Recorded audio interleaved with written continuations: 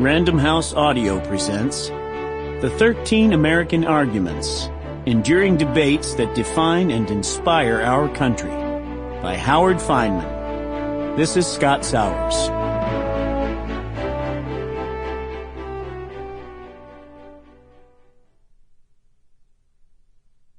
Introduction. For the sake of argument. First, I owe you a definition, then an explanation. You will see the word argument throughout this book. By argument, I mean something besides shouting or name-calling, though both often are part of the transaction. I mean a clash between at least two people, or regions, political parties, candidates, or economic interests, over facts and ideas in the search for answers. In this case, answers to questions about the future and fate of America. The gist, the argument, if you will, of this program is: we are the arguing country, born in and born to debate. The habit of doing so, the urgent, almost neurotic need to do so, makes us unique and gives us our freedom, creativity, and strength. By my count, there are 13 foundational arguments that comprise our public life. Hence the title of this program. Rather than argue too much, which is the conventional wisdom's critique, we in fact do not argue enough about the fundamentals. If we fail to draw strength from our argumentative nature, we risk losing what made us great and gives us hope. Our disputes are not a burden, but a blessing. Who am I to make such sweeping declarations? After all, I am neither a scholar nor a historian. I am a reporter, however, and I have been around, literally and figuratively. Long ago, a favorite professor of mine at Columbia reduced his journalistic advice to 2 words: go there. I've tried, reporting in and about 49 of the 50 states. I'm saving what I expect to be the best, North Dakota, for last. I have covered every presidential campaign and major candidate since 1983.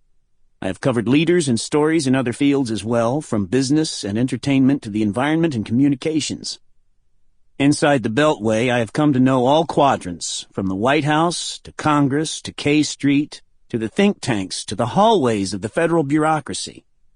I also have learned about America by leaving it, traveling in more than 40 countries in Europe, Asia, and Latin America.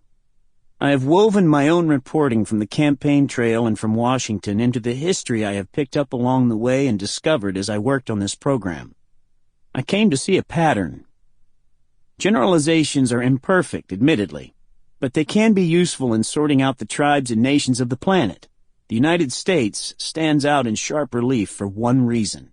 We are an endless argument. Even as we arrived, we were asking ourselves, what was the destiny of this place? Was this to be a Christian New Jerusalem, a Dutch speculation, or an English Shire?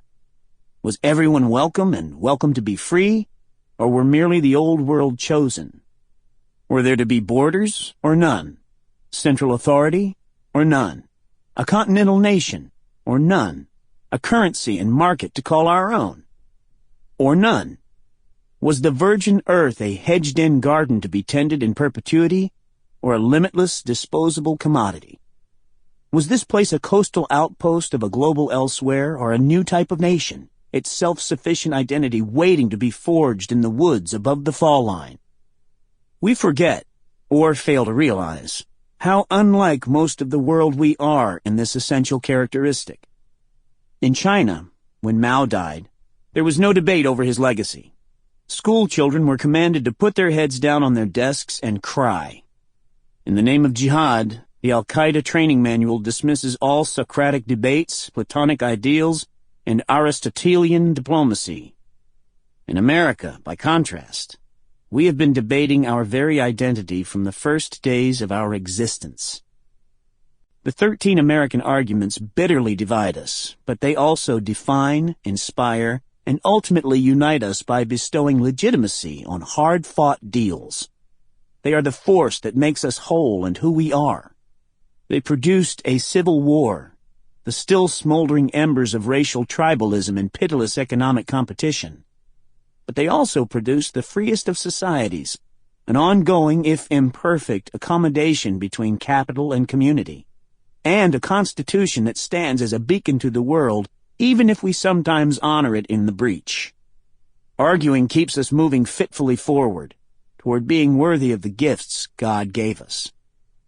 I began my education in the American character in Arguing America, as a cub reporter for the Courier-Journal in Louisville. I was eager for any assignment that would send me out into Kentucky. I believed then, and still do, that the real country was out there somewhere, which is how I came to cover the Mountain Laurel Festival in eastern Kentucky. Every Memorial Day weekend, the town of Cumberland, far up in the mountains, staged a parade and beauty pageant to welcome the spring and its flowers. The governor would fly down to preside. As the Commonwealth's only statewide paper, one with a deep commitment to Appalachia, the Courier-Journal felt obliged to publish its own, not from a wire service, picture and story. Only one problem. No one on the city or state desk wanted to waste his precious holiday on what seemed a merely ceremonial assignment. I did, of course, if for no other reason than I would get to fly to Cumberland in the paper's own twin-engine airplane, piloted by the legendary Billy Davis, Jr. For decades, Billy had been documenting the region from the air. Flying low, he would throw open the window on the pilot side door, bank to the left by steering with a special set of foot pedals, and aim his huge Graflex camera at whatever story was down below. In the late 1960s, that story was strip mining and the ravages of what was then a fast-growing and largely uncontrolled part of the coal industry. No one had ever photographed the devastation so dramatically. The scarred hillsides, the rubble in the creeks, the vegetation shriveled by acid drainage. Billy documented it all, which was one reason why the paper had won a Pulitzer Prize for its coverage of the issue. Looking back, I regard Billy as a journalistic role model. He took pride in a landscape he viewed as his own, if for no other reason than that he had seen it all. On the way back, he added another leg to the itinerary. "Howard," he said with a flourish, "let's go see the Cumberland Gap." Even a rookie from Pittsburgh by way of New York understood the significance of that declaration. I was about to see, from a unique vantage point, one of the most historic features of the American landscape, the dip in the Appalachians through which Daniel Boone led his band in 1775. We flew southeast across an undulating carpet of green, the folds of mountains highlighted by shadows in the low-angled late afternoon sun. Soon enough, our destination loomed ahead, a long, hammock-shaped dip in the line of hills. The gap looked like the place God had put his boot on a fence and told his flock to cross. I could see why Boone and his Transylvania company had come this way. It was the only way they could come, through the Khyber Pass of a new West. I assumed we would get a look from well above the gap, but Billy had a different flight plan in mind. "Hang on," he cried as he nudged the controls forward. Down we went to just above the treetops. "Now this is the Cumberland Gap," he said as we roared through.